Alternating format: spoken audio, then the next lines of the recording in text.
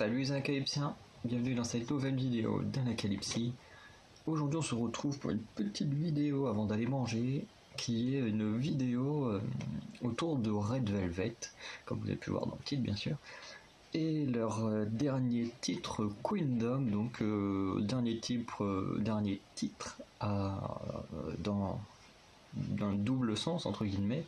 D'un côté c'est le dernier titre parce que c'est le dernier qui vient de sortir, mais dernier titre également parce que ça risque d'être le dernier.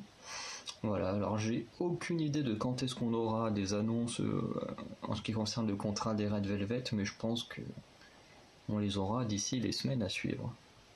Donc voilà, alors j'avais déjà commencé à faire la vidéo, j'ai vu le MV aux 3/4, sauf que j'ai été coupé, donc bon, je vais le remettre au début pour le regarder avec vous, mais bon, il y a une grosse partie du coup que je connais déjà. Donc je lance.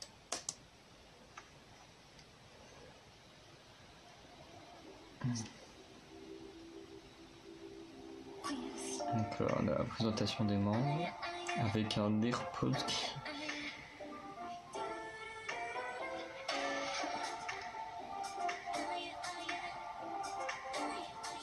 Alors ce qui est marrant, c'est que là où elle marchait, elle avait des pattes de chien. Je sais pas si vous avez fait attention. Bon, moi c'est parce que je peux, sur les 3/4 de vidéo, je peux un peu plus me concentrer sur les... enfin un peu ce qu'il y a autour. Et moins concentré sur les membres. Et déjà, j'ai remarqué que déjà certaines avaient des objets différents qui volaient autour d'elles. Par exemple, Joy qui est motard a des sortes d'écrous, d'outils et tout autour d'elle.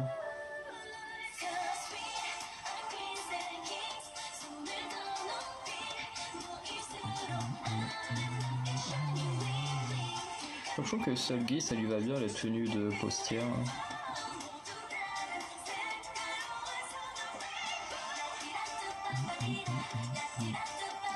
Alors je sais pas si le AirPod a vraiment un sens dans le truc, puisque Irène avait l'air de l'analyser à la loupe.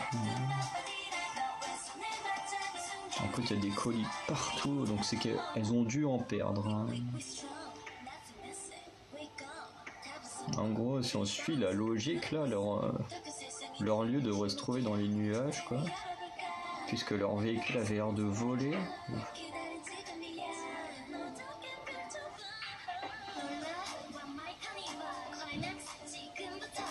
J'arrive pas trop, quand il y a le véhicule, il apparaît de manière trop courte.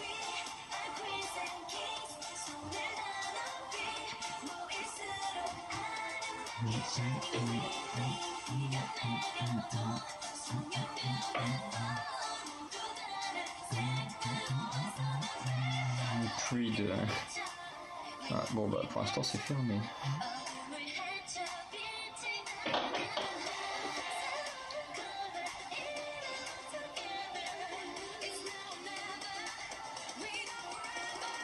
Ça a l'air d'être une sorte de poste intergalactique. Ok, il y avait une couronne un petit moment là. Bah là on la voit plus. Et qui rappelle le Queendom, puisque normalement une queen est censée porter une couronne. Enfin, une couronne ou un diadème. Enfin.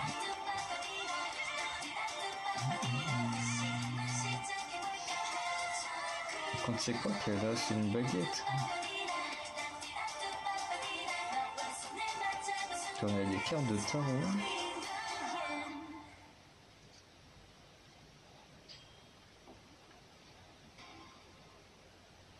Bon, alors il y a des trucs que j'ai pas trop compris. Attends, c'est que j'ai vraiment l'impression qu'il y a vraiment un problème d'utilisation avec ce groupe. Hein, parce que... Ou alors c'est qu'elles ont fait plus d'albums normaux que de mini-albums, mais... seulement le 6e mini-album en 7 ans, ça fait pas beaucoup. Parce que là, déjà rien que toi, c'était le 6e full album, un truc comme ça. En 5 ans, en 6 ans je veux dire. Toi, ça me paraît bizarre qu'il y ait que si peu... En plus, surtout que la SM c'est vraiment le label le plus friqué des 4. Hein. Enfin, pendant longtemps c'était le plus friqué des 4 grands labels. Je sais pas si aujourd'hui Big Hit ou YG a réussi à dépasser le chiffre d'affaires de la SM, mais J'étais tombé sur un tableau avec les chiffres et pendant très très longtemps, la SM était le label qui avait le plus d'argent chez lui, quoi. Et quand tu vois comment ils étaient super mal leur groupe, tu te dis c'est comment est-ce qu'ils font pour gagner autant d'argent en utilisant mal leurs artistes, quoi. Oui, il faut aller chercher Red Velvet. Parce que je me dis c'est vraiment con d'avoir un groupe aussi important et avoir fait si peu d'albums, quoi. Que ça, réédition, mini-album 1, 2, 3, 4, 5, 6, 7, 8. Ouais, non, il y a eu quand même pas mal de mini-albums. Ah oui, c'est des EP, c'est plus des single albums, ça, du coup.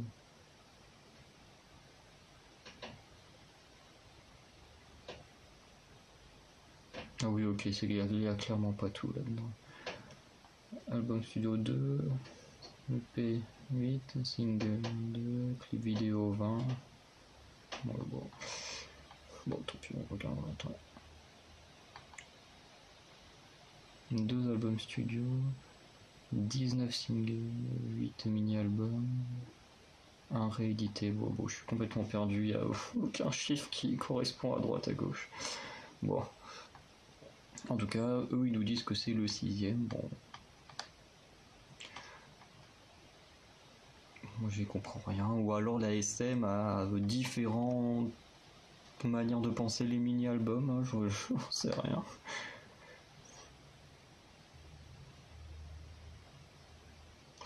Et du coup, il y aura 6 chansons dans l'album, ce qui est plutôt pas mal. Donc il y aura du coup Queendom, Pause, Knock on Wood. Donc c'est quoi ça frapper, enfin toquer la forêt, c'est bizarre. Better Be, donc être meilleur. Pushing and pulling, c'est-à-dire pousser et tirer. Pousser et tirer. Et Low Sunset. Sunset, je sais pas te lire, mais ça a l'air d'avoir un rapport avec le soleil. Enfin voilà. Donc on va un peu vite fait parler du MV quand même. Je suis désolé, je suis un peu malade depuis ce matin.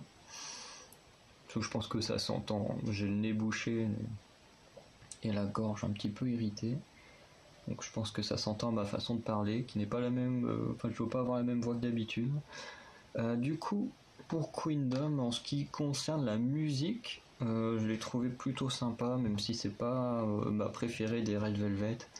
Moi, ce que je préfère chez les Red Velvet, c'est plus leur musique, un peu comme Ray Flavor, qui est celui que je préfère.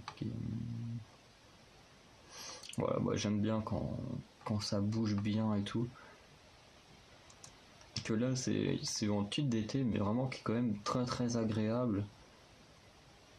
Et après là, on peut pas dire que ce soit un mauvais titre. Hein. La musique est vraiment très très bien. Mais voilà, moi c'est pas le genre que je préfère au niveau des Red Velvet. Même si je pense que il y a des chances que je les réécoute parce que je me mets un peu de plus en plus à écouter ce genre de son. Comme là actuellement j'écoute beaucoup les Weekly avec leur dernier titre Holiday Party, j'écoute pas trop mal Alcohol Free, il y a You Can't Sit With Us que j'écoute pas mal aussi, qui est un peu dans ces genres-là, Dum Dum de Somi aussi que j'écoute pas mal. Donc dire que je commence un petit peu grâce à Twice et à You à me mettre à ce genre de son qui me plaisait pas trop au début, mais j'avoue que des fois ça fait du bien d'avoir des chansons un peu plus posées, un peu plus cool, voilà. Sachant que bon, Red Velvet en a fait beaucoup de titres vraiment bons, mais qui manquaient de peps en fonction de ce que j'écoute de base, voilà. C'est vrai que quand on écoute beaucoup de Everglow, Dreamcatcher et tout, c'est vrai que Red Velvet ça explose un peu moins, mais ça reste quand même au terme d'écriture des très très belles chansons. Mais là, pareil, on est toujours avec une très belle chanson. Et du coup, en termes de chorégraphie, on n'a pas vu grand chose d'intéressant. Je trouve que c'est un peu léger. on a vu que pendant le refrain, ce qui est un peu dommage. Donc pour la danse practice, enfin pour la chorégraphie, on va attendre la danse practice, on verra bien du coup ce que ça donne, mais c'est vrai que connaissant les Red Velvet, on a eu des danses practice vraiment super, qui étaient géniales, très dynamiques et tout. Bon après là c'est pas dans le style de la musique, mais je sais qu'on a eu des très très belles danses practice, donc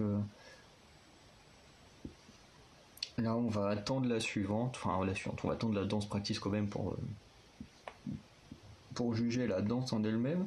Après, les petits éléments qu'on a vus pendant les refrains étaient quand même très sympathiques, mais je veux dire, on n'a pas vu de choses impressionnantes, comme par exemple avec ITZY dans Wannabe, quand dès que ça commençait, on avait la danse de l'épaule, et puis après, pendant le dance break, on avait eu le petit déhanché, plus le drop et tout, enfin je veux dire, voilà, dans ce sens-là, qu'on n'a pas eu de choses ultra impressionnantes dans la chorégraphie, mais ça reste plutôt sympathique. En tout cas, quand ils sortiront cette vidéo Dance Practice, on pourra plus juger de la danse.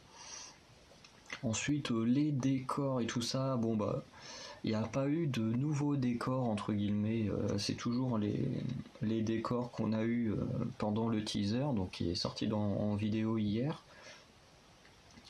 Et du coup, c'est vrai que j'en ai déjà beaucoup parlé, donc je vais pas en dire beaucoup plus, mais du coup, les scènes en intérieur, j'aime beaucoup, elles sont super bien foutues. Le décor est très très bien créé, vraiment, j'aime beaucoup. Ensuite, il y a les scènes où elles sont dans ce véhicule-là. J'arrive pas trop à savoir si le véhicule il vole ou quoi, enfin. J'ai l'impression qu'il a l'air de voler, mais. Je sais pas si je repasse. Ouais, c'est ça, ouais. Le véhicule, il a bien. Je vous disais, je suis pas fou. Il y a bien des ailes qui fait que le véhicule il vole. Bon, la petite scène comme ça où ils sont dans les airs, bon, c'est plutôt sympathique. C'est plutôt bien foutu parce que bon, on doute bien que ça n'existe pas, hein, une sorte de voiture une sorte de voiture de golf qui vole. Hein. Voilà, après ce petit passage là est plutôt pas mal. Bon, le passage avec le sorte d'espace vert là, pareil, j'aime bien, mais le fond me dérange. Et le fond bleu, voilà, j'en ai déjà pas mal parlé dans la vidéo teaser, donc je vais pas trop me concentrer là-dessus, mais j'ai l'impression qu'il est pas. J'ai l'impression en fait que c'est toujours un décor intérieur en fait.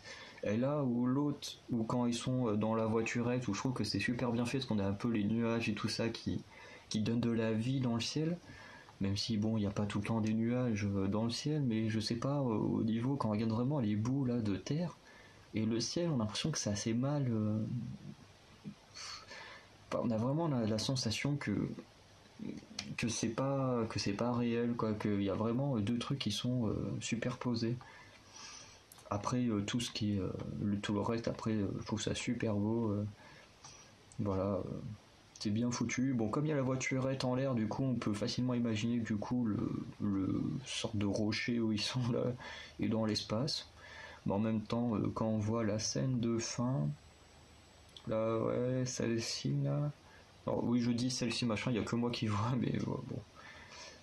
Mais celles où elles sont dehors, là, je la trouve plutôt sympa aussi. Et là, c'est pareil. Bon, on a une sorte de gros vaisseau géant et tout. Bon, elles ont l'air de pouvoir respirer dans l'espace, mais bon, ça, c'est. Enfin voilà, c'est plus en détail. Et surtout, là, pareil, on se doute bien que le vaisseau, c'est soit un truc numérique, voilà. On se doute bien que le ciel derrière aussi est plutôt numérique. Enfin, pas soit numérique, soit un décor fait, mais. Ce qui est bien, c'est qu'ils ont su faire des sortes d'étoiles et tout, ce qui rend le fond noir vivant.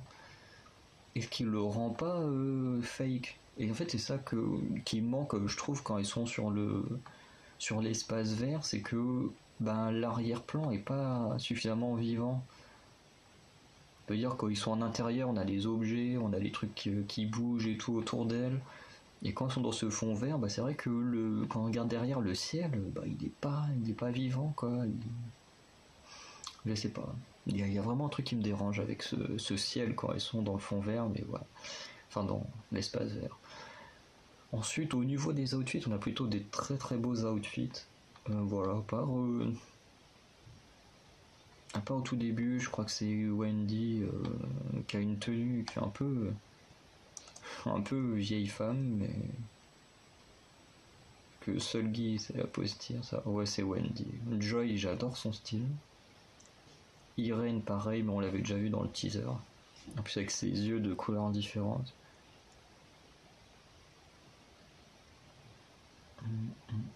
Bah, je vais juste revoir. Ouais, c'est Wendy qui a la tenue un peu vieillotte. Ça fait un peu, ouais, vieille femme. Mais qui est plutôt pas mal. C'est plutôt pas mal. Après, toutes les autres tenues sont vraiment super. Il n'y a que vraiment celle-ci, là, vous allez à 24 secondes. Ouais, la tenue de Wendy, c'est peut-être la seule tenue que, pour moi, qui pêche un peu, qui est pas oufissime. Mais toutes les autres tenues, elles sont vraiment bien. Et celle de Yeri, j'aime bien, même si c'est un truc à carreaux, plutôt pas mal. Donc voilà. Un peu ce qu'il y a à dire. Après, l'effet sur les yeux de Irene est pas mal aussi pour qu'elle ait un œil de chaque couleur. Je trouve ça plutôt pas mal. Après, je sais pas si c'est fait numériquement ou avec des vraies lentilles. Moi, je sais que les lentilles, j'arrive pas à les mettre. J'ai déjà essayé.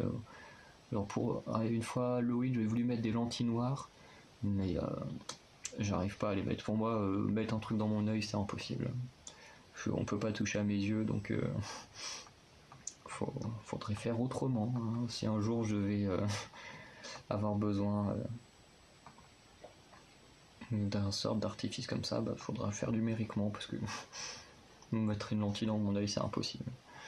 Mais voilà, du coup, pour conclure un peu sur ce titre des Red Velvet, eh ben, je suis plutôt satisfait, très satisfait.